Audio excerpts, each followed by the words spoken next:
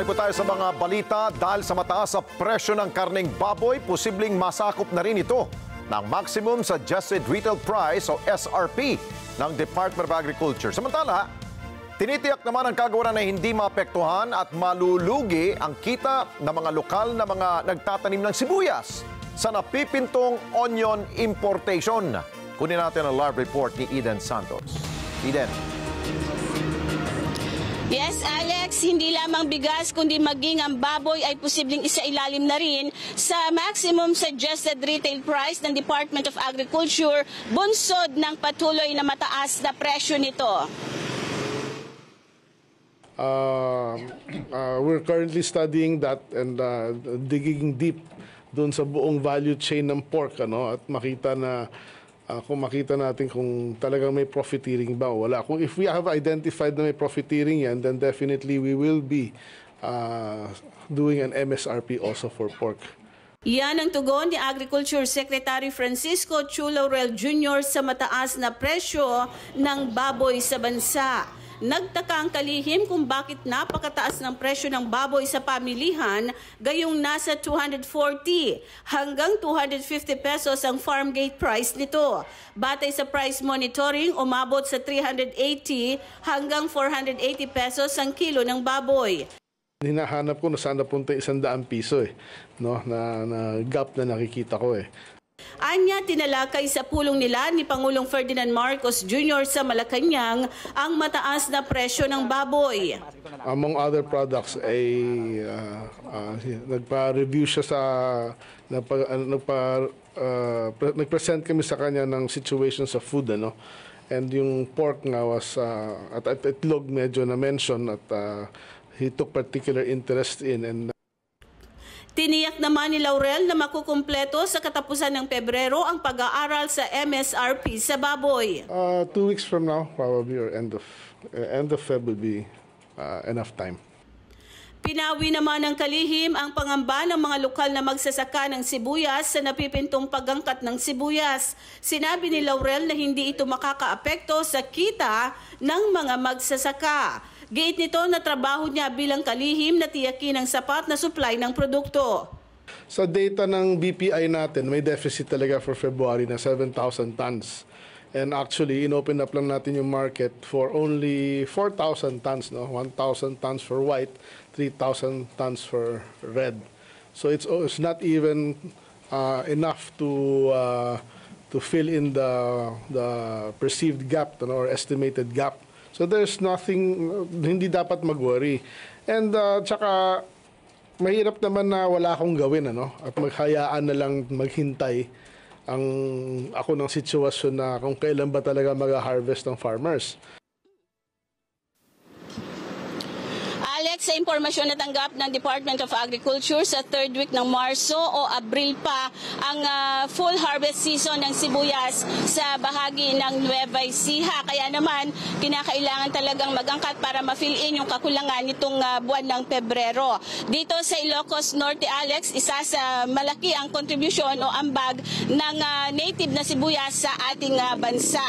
Samantala, Alex, sinaabangan na dito sa Lawag City yung gaganaping kick-off rally ng Administration Party Alyansa para sa Bagong Pilipinas, kung saan dito sa Ilocos Norte ang Bailiwick o yung tinatawag na lugar na baluarte ni Pangulong Ferdinand Marcos Jr.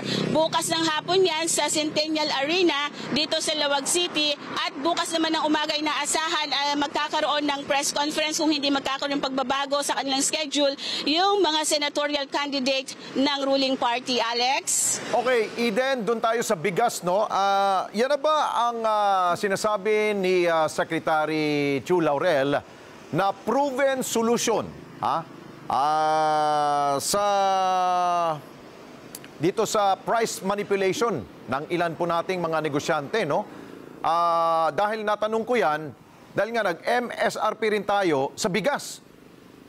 Meron na bang findings na maganda ang resulta nitong MSRP? Eden? Alex, ito yung nakikitang solusyon ng DA for now, na mapababa yung presyo ng bigas. Ang binanggit kanina sa press conference ni Secretary Laurel ay mga next week magbababa na ng mga supply ng bigas sa mga LGUs para makapagbenta ng murang bigas sa ating mga kababayan, Alex. Pero syempre, hindi pa rin yan yung inaasahan natin na mas mababa sana ang presyo ng bigas. Diba? Mataas pa rin naman yung 49 pesos, 47 pesos, kahit yung 37 pesos. Dahil sa panahong ito, Alex, ay napakahirap na kumita ng pera ng ating mga kababayan na pupunta lamang yan doon sa kanilang mga ilang pangunahing pangangailangan sa araw-araw. Pangunahin na nga yung bigas.